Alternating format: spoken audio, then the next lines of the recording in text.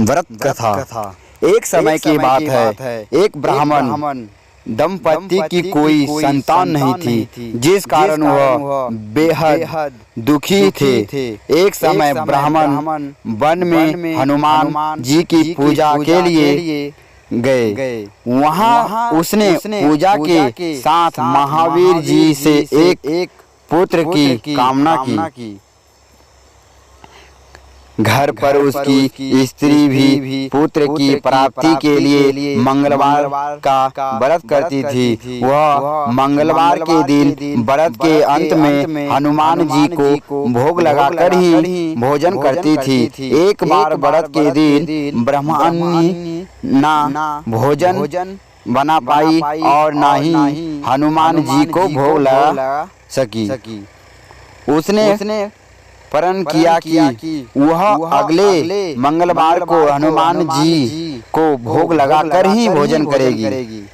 वह भूखी प्यासी 6 दिन तक पड़ी रही। मंगलवार के दिन वह बेहोश हो गई। हनुमान जी उसकी निष्ठा और लगन को देखकर प्रसन्न हुए। उन्होंने आशीर्वाद स्वरूप ब्राह्मणी को एक पुत्र दिया और कहा कि यह तुम्हारी बहुत सेवा करेगा।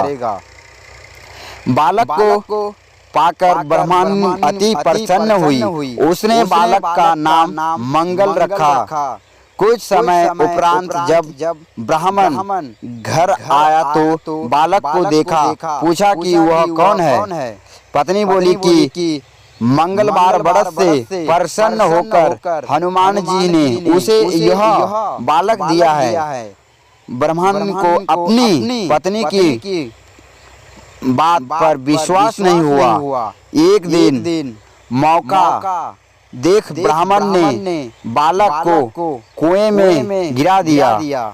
घर पर लौटने पर ब्राह्मणी ने पूछा कि मंगल कहाँ है। तभी पीछे से मंगल मुस्कुराकर आ गया। उसे वापस देखकर ब्राह्मण आश्चर्यचकित रह गया। रात को हनुमान जी ने उसे सपने में दर्शन दिया और बताया कि यह पुत्र उन्होंने ही दिया है।